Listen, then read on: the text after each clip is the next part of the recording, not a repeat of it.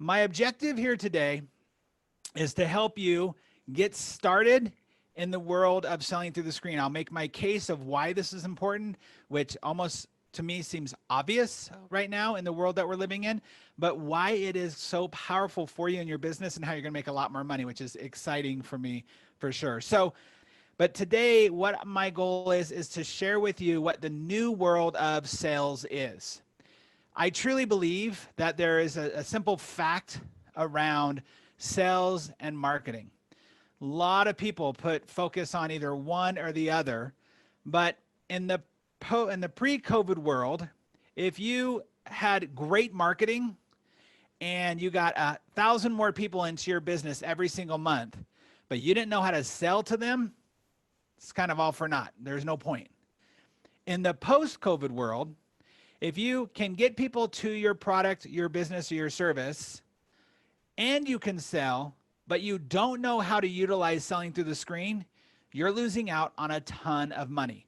I'm going to show you the 3 areas that you can master selling through the screen. And the first area you have to master is obviously through connecting. You have to know how to connect with people when you can't be in the same room with you. The first thing we have to think about when it comes to connecting is that we can all agree that relationships are the building blocks to our business.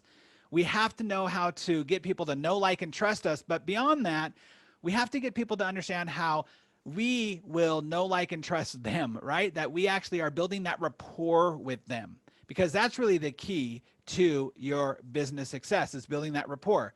How do you do that when you're through a screen?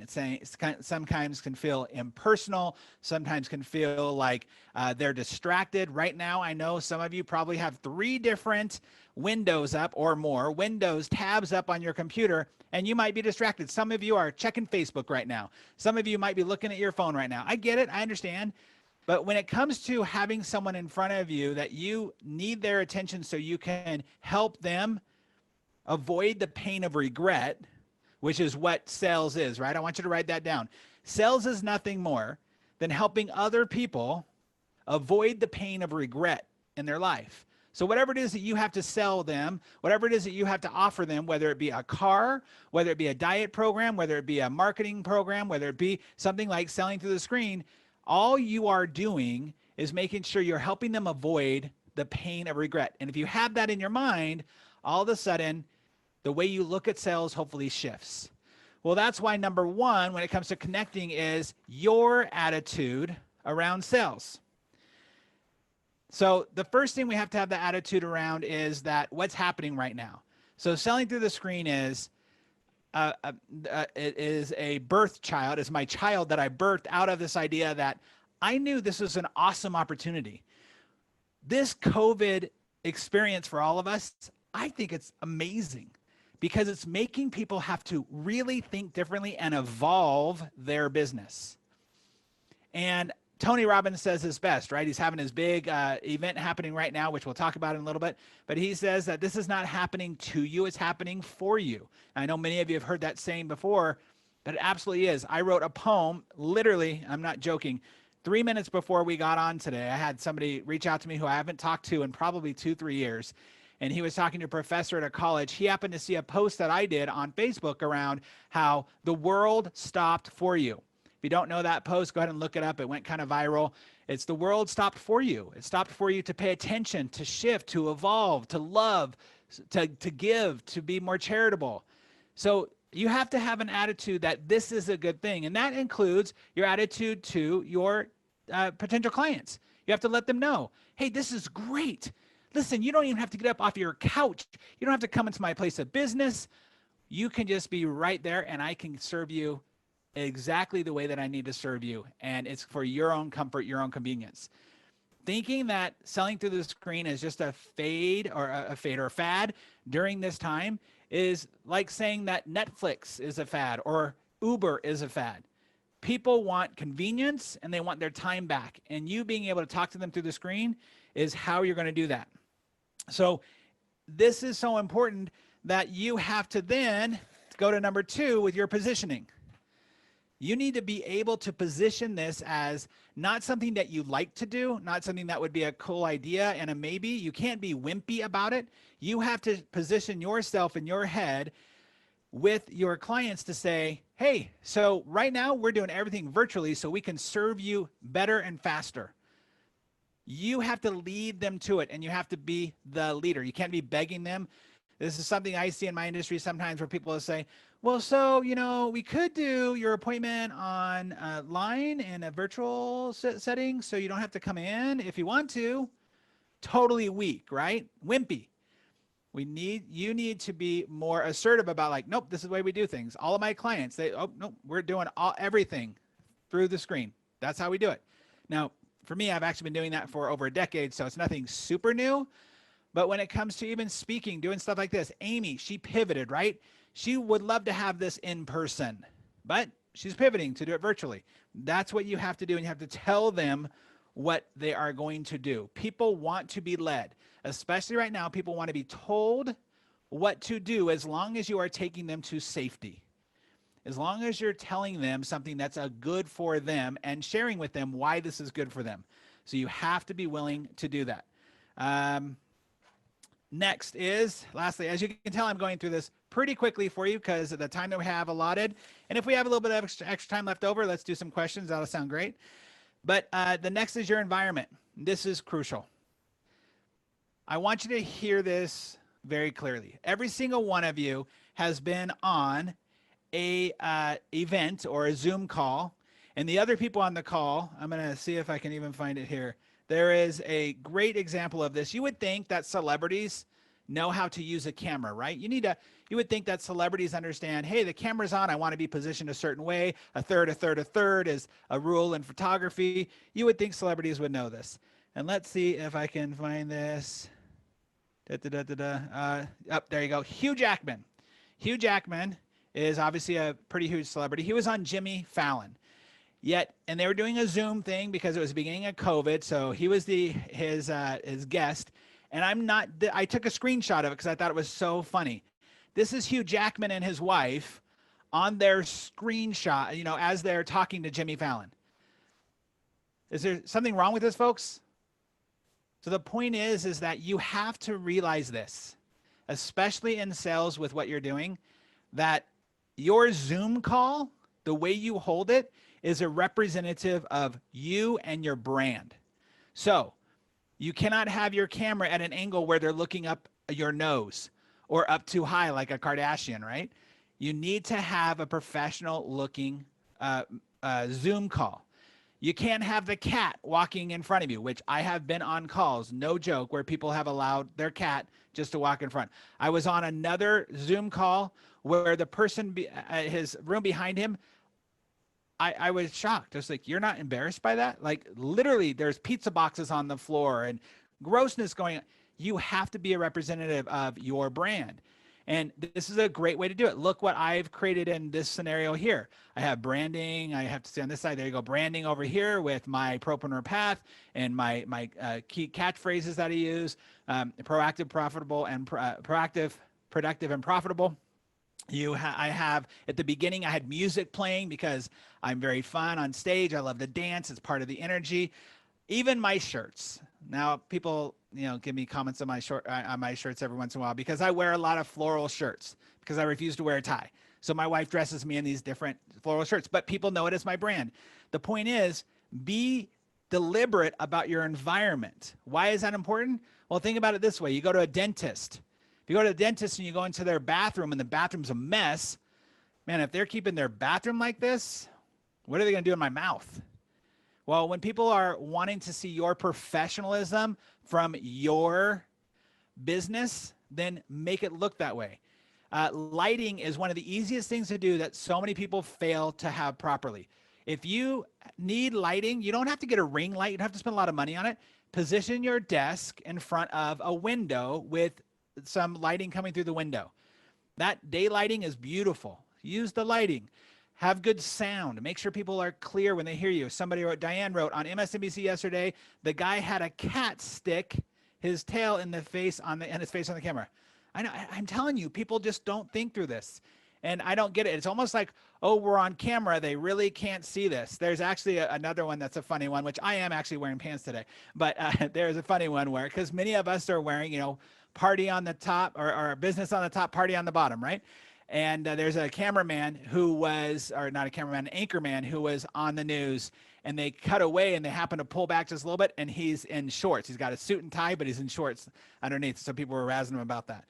The point is that use a professional look. There are systems and softwares out there that you can use. When I use this overlay to show you this, it's called overlay. I'm using a program called Ecamm.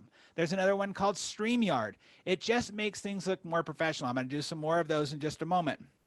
The point is that when you have the attitude, the positioning, and the environment, that you will stand out from your competition and they'll want to buy from you. You negate a lot of the worry in people's heads when you take away the concern that you're not put together, that you don't have your systems in place, right? So be very intentional about that. All right, let's go to the next. Is after we go from connecting, we want to go to communication. Now, a key understanding when it comes to communication is this truth, okay? So when it comes to our communication that we have, about 55% of our communication is body language. The tone of our voice is about 38%. And our spoken word, the words we use, are about 7%.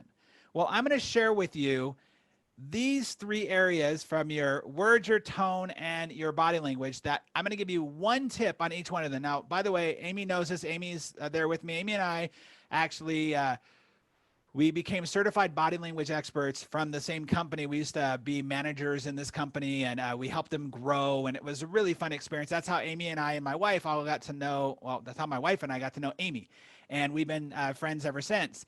And I'm going to walk you through just 3 tips that I think will make a big shift inside of your business if you just use these 3. Now, in the Selling Through the Screen Challenge, we do full days of each one of these, which are going to blow you away. Just the little tips on there.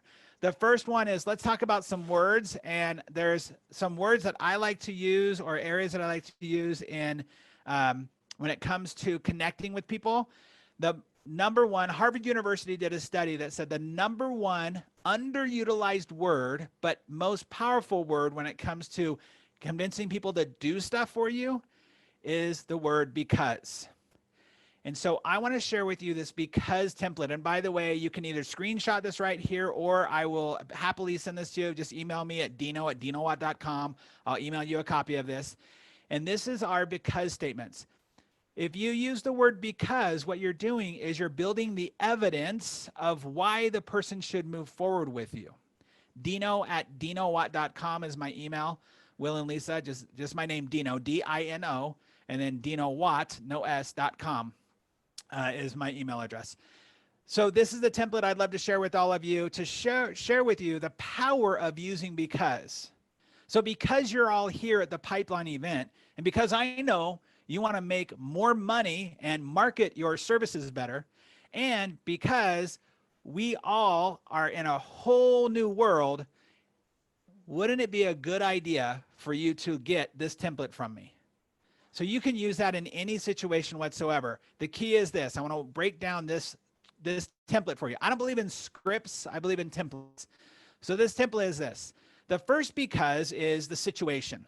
Because of COVID, because you're here, because you want to learn how to do X, Y, and Z, because whatever the evidence is of the world situation, the current climate, the time of the day or the week. Like with a lot of my clients, I actually have them talk about, hey, because you're already here and you had your x-rays done, and because you want to make sure we get started on your smile right away, don't you think it'd be a good idea to just get those braces on right now? Right? Because we want them to get started on the same day, not walk out the door. But the second because is their desire and their need, not what you want. And then the third because becomes the solution. Because I know that we can deliver this product, service, or event the way that you want and the way that you've asked for. Don't you think, or who do you think, or a third one would be a no answer. These are all yes answers. If you want to go for a no answer would be, would you be opposed to starting right now? Would you be opposed to putting a down payment down? Those are the different ways that you can get a no from them, which is actually an empowering yes, okay? But this template here will help you use your words more powerfully, and I promise you there's not a single one of you that is using because as much as you should. As a matter of fact, use this with your children. If you have children, go ahead and tonight, go to them and say, hey, because you want to play Xbox later on, and because I need you to get to clean up your room, and because you want to play Xbox later on, and because if you don't clean up your room, you're not going to be able to play Xbox, wouldn't it be a good idea for you to go do that right now, right? I'm using this off the top of my head, but the idea is that you can use this over and over again. Of course, I don't want you to go robot, which is what a lot of people do, right? So because this and because that, because that, just make it natural sounding communication with each other. The next one is, sorry, I'm not going to say sorry. I'm blaring through this. I hope you're taking lots of notes. I hope you're getting excited about this and seeing how this can help you in your world. But the next one is tone, and this is crucial. When we're talking about tone, I want to give you a test to do with all of your marketing and all of your scripts. If you use scripts for anything, and if you have any emails that you send out, I want you to go and do my eye test. It's an eye test, not eyes, but I, like sign language, I. Go and audit everything you do and see what the tone of your emails, your videos, your marketing is, and that if there is more I than you, then you need to shift it. We are very much in a selfish space, right? It's all about us. We can do this for you. We have that for you. We are the best at this. We are amazing doing this thing. No one cares about you. They care about what you can do for them, right? So check out and look at all of your information and audit it and see how many I's are in there, or we's, or ours, as opposed to you, yours. The world even is better than I. We want to audit those, because when you have more I's than you, it's not about them. It's about you, and they feel that. There's so much psychological information about that, about the importance of I. People's favorite topic is themselves. So talk about them and use them. And lastly, in the communication section is, yes, your body language. Now, there's a ton to learn in body language. There's a lot of information. But one of the things you need to understand is that the world of body language and how to read it for your purpose has even shifted, right? Because now you're only able to see 20% of their body. You're actually able to see a lot more of my body because I'm standing back. I'm able to stand up. When I talk about brand, right? When I talk about a moment ago, when I talk about the brand, this is my brand. I hardly ever will be using a PowerPoint. It's just not the thing I do. I'm not a huge fan of PowerPoints. I think they're impersonal. I think most people, even when you use a PowerPoint, they use them wrong. I'm not pointing out anybody at all. I'm just saying there are times where you're watching something and they have the bullet points up on the screen and they're just reading through their bullet points, and you're kind of thinking, well, why don't you just send me the bullet points? I'll just read this myself. I literally did this earlier today with the company that sent me their training program for me to observe. And I was like, oh, I totally have your training program because you just gave me all the bullet points to everything. My brand is this. My brand is two screen. I have my whiteboard typically, or my flip chart. I'll oftentimes write on it. I want to be inviting you into my room, into my conference, as if I am actually on stage, because that's where I love to be. So you have to make sure that your body language, or the focus that you're having on your body language is, or not make sure, you have to know that your focus on your body language is the fact that you are only going to see 20 to 25% of their body. Because the fact of the matter is, most times, you're going to see this, right? That's what you get to see. So what do? Well, I have an actual process that I talk about called the shell, that we help people understand what parts of the body to look at. And I'm not going to be able to go through all of that with you today, but I'm going to share with you one thing that if you keep an eye out, whether it be in person or through the screen, which is one of the things I want to impress upon you, is that everything that I teach through the screen completely translates to off screen when you actually get to be offline with people and in person with them. So we're going to talk about where'd they go? The lips. If there's any part of the 20% you get to watch, I want you to watch the lips. Because typically in a situation where we're selling, we're doing all the talking, they're doing all the listening, and we're not doing a lot of the watching. And if we watch, what will happen is as soon as you see them bite their lip or chew their lip or eat their lips or their lips disappear, they have something to say. Now on here, we have a lot of different ways that people use their lips to communicate. The one I want you to look for is for the one where they start to bite their lip. Because what is happening is even if they don't consciously realize it, while you're having a conversation with them, while you're telling them about how amazing you are, while you're talking about your contracts and your agreements, what you're going to deliver, if they bite their lip, what happens is their brain says, oh, I have a question or I have something to say about that. Their subconscious said that. Again, they might not have consciously realized they have something to say. But if you, in that moment, as you see their lips disappear, and you say, you finish your last sentence and you say, hey, can I ask you what questions do you have about the thing you just talked about? Their subconscious goes, oh my gosh, they saw that. I like them. They're noticing me. It's not all about them. And there is like these bells and whistles that go off on their head. Let me ask you a question. Have you ever had a conversation with someone where at the end of the conversation, you're like, you know, they're perfectly fine people. There's nothing wrong with them. They weren't mean or rude or whatever. But there's just something about them that I don't really care to get to know them again. Has any of you ever had that situation before? Go ahead and put in your comments there. If you've ever had that situation where at the end of a conversation, you're like, yeah, I mean, they're fine, but I don't care. It's typically because you did not make a subconscious match. And that's what we need. Let's see what we get there. Yay, I love your easel and post it. It's a surprises. Yeah, good, Diana. I'm glad that you like the easel. Good. It's not a match. And so you need, Siri thinks I was talking to it. Sorry. I said, sorry, it said that. I thought it thinks that I was calling for Siri. Okay, so you want to make sure there's that match. So when you see somebody eat their lips, chew their lips disappear. When their lips disappear, you want to stop and ask them something. I literally had this happen last night. I have a group training, coaching call that I call the Blueprint. And in that Blueprint call, it's a group from the UK. And I have everybody up on a Zoom just like this, but they're actually up and I could see all of them.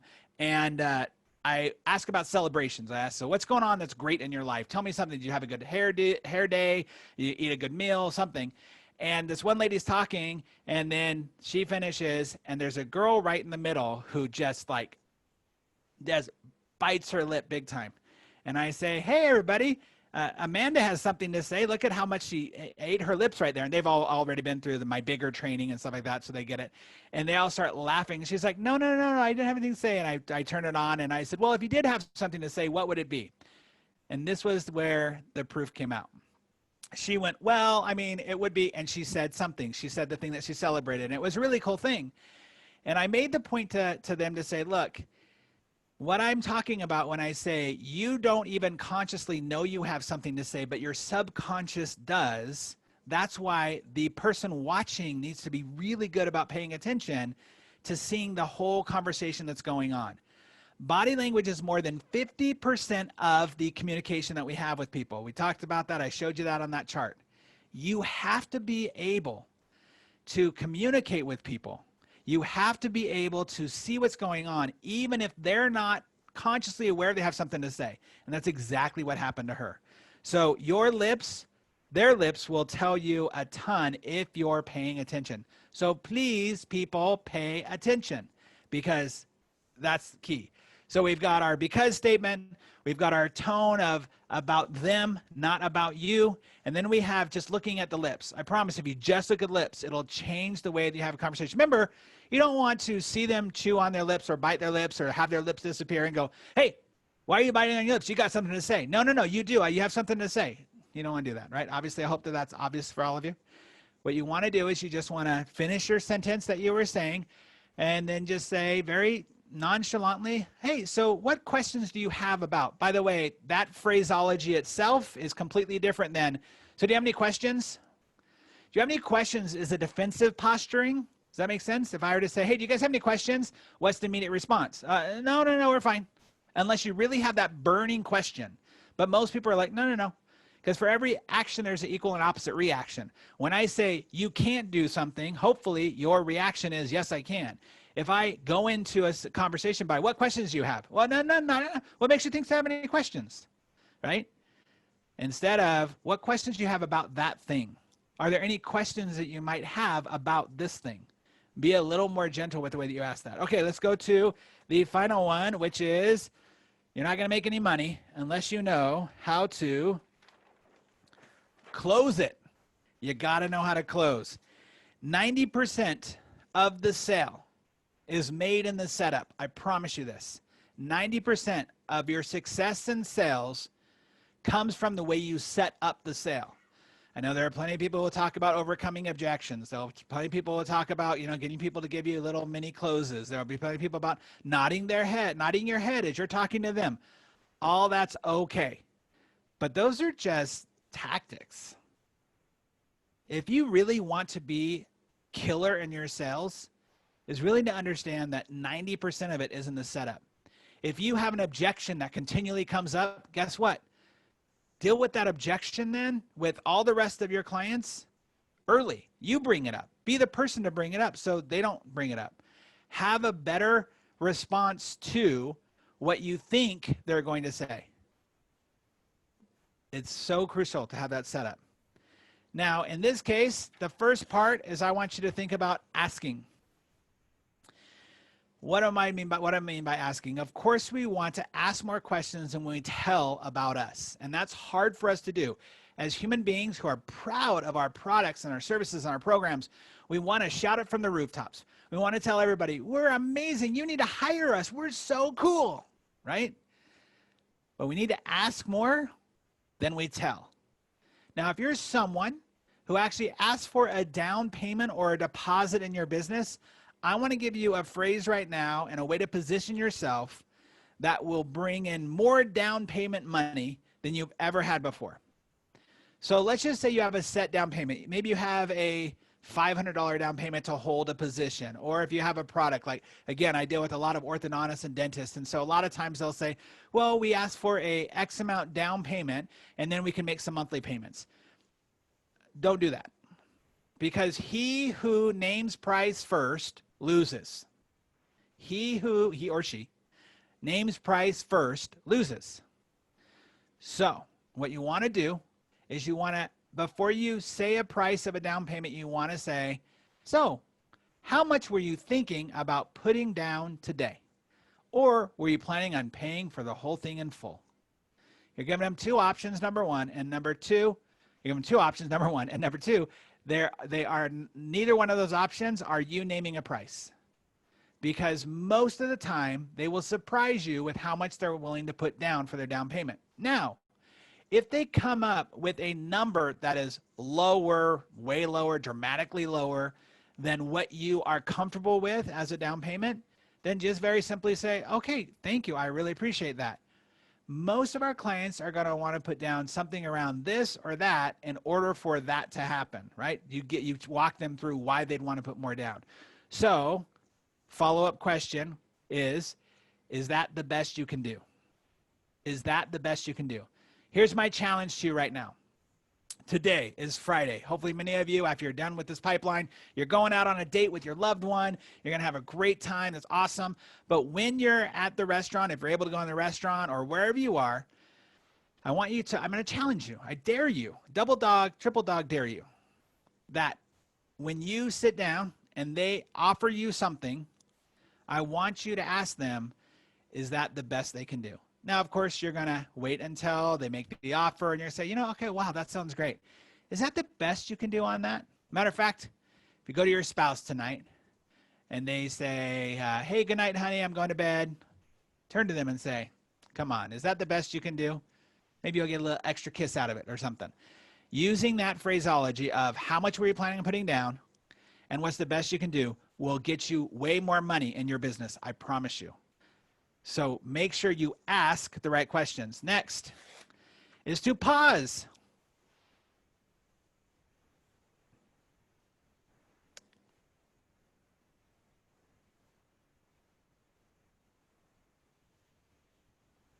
It's the hardest thing for salespeople to do is to be quiet, or more strength behind that would to say to shut up.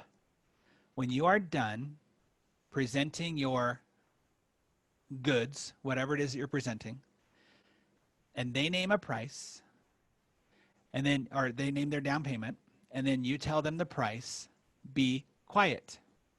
Pause. Write down this phrase. There is power in the pause. Now listen, I know because you're all here, like I'm speaking to the choir, right? I mean, I know there's not a single one of you on this who is going, oh my gosh, I never heard of pausing before. That is so revolutionary, Dino. I know that's not the case. I get it. However, common knowledge is not always common practice. Every single one of us knows that if you want to lose weight, you just have to, you need to move your body more and eat less. That's pretty much the universal formula for losing weight. We all know this. But common practice is not always the same thing. Well, as business owners, as salespeople, we often know, yes, I know I need to pause.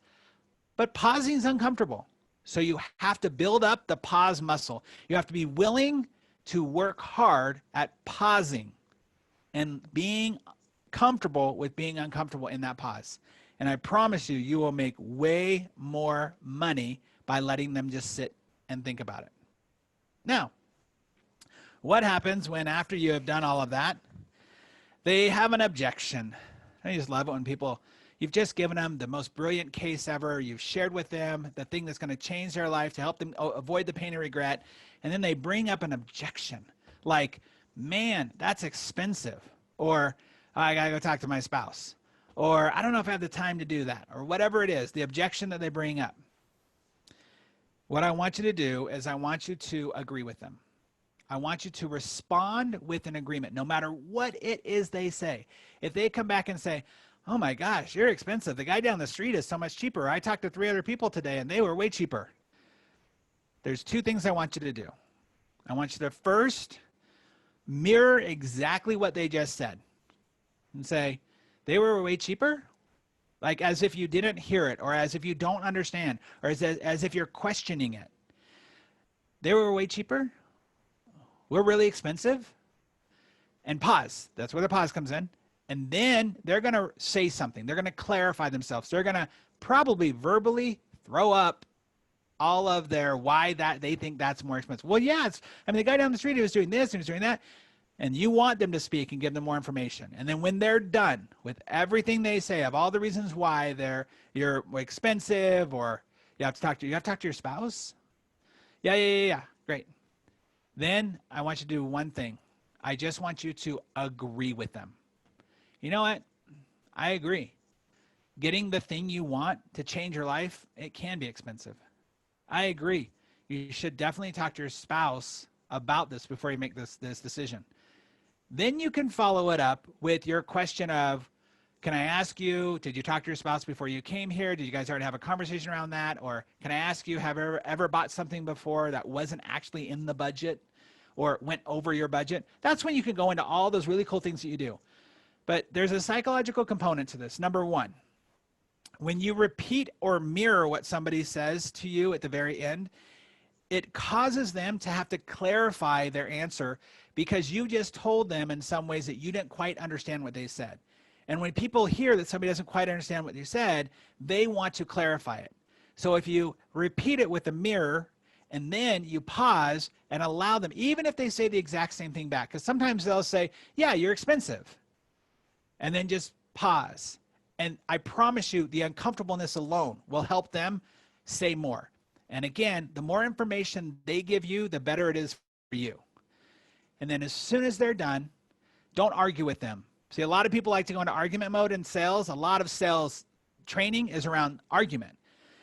I want to pause and just share with you something really important in your mindset. When it comes to sales, most sales training is positioned as if you're selling something, right? But the power is, as a salesperson, learning to be sold something, to be the buyer. So your mindset needs to be, if I was the buyer, what would I need right now in order to say yes to this? Not what thing am I going to do to manipulate and trick and to use this little phrase that I learned or pressure. That's all sales techniques. See, I'm trying to help you see it from their standpoint. So you want clarity. Repeat, mirror what they said, pause, and then agree. A lot of sales training is about arguing with the other people. Now you would think, no, it's not, Dino, it's just overcoming their objection. Really?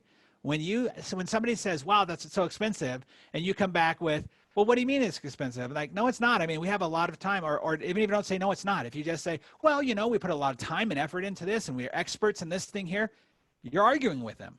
And you're arguing with them when they didn't say anything other than they just made a comment or a complaint.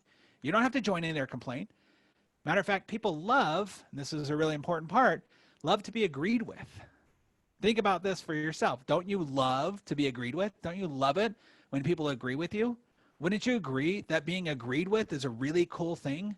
And what you try to do every single day is to get people to agree with you, whether it be your children or your spouse or your coworkers or people online. You want people to agree with you. So agree with them. Give them a win.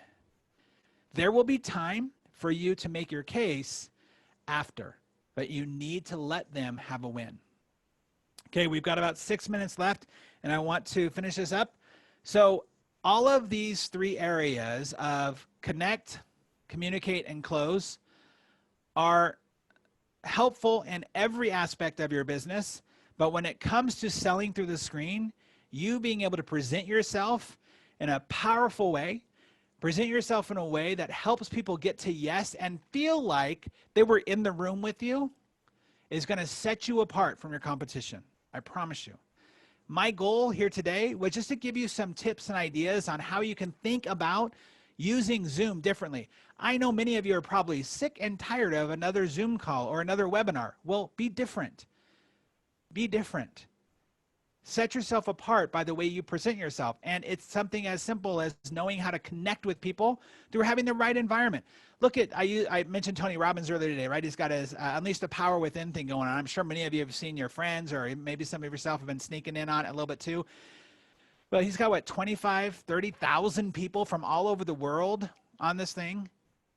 I mean, Tony Robbins, if you've ever been to a Tony Robbins event, it's all about the energy. It's all about the hype. It's all about people dancing and screaming and yelling and walking on fire. And how do you translate that into an online source? Well, he's done it. Yeah, he spent a lot of money on the 360 surround screen, being able to see everybody from all over the world.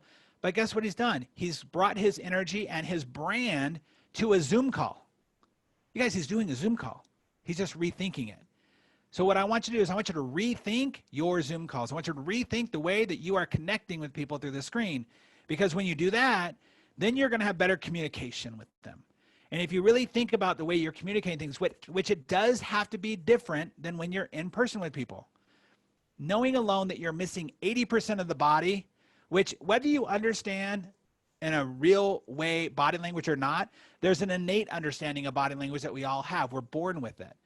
But that's missing now because you're through the screen. And then how do you powerfully close? How do you get them to want to say yes to you? How do you get them to make the case for you of why they would want to go with you as the company that they want that service or product from? That's what makes you different, and that's what will make you stand out.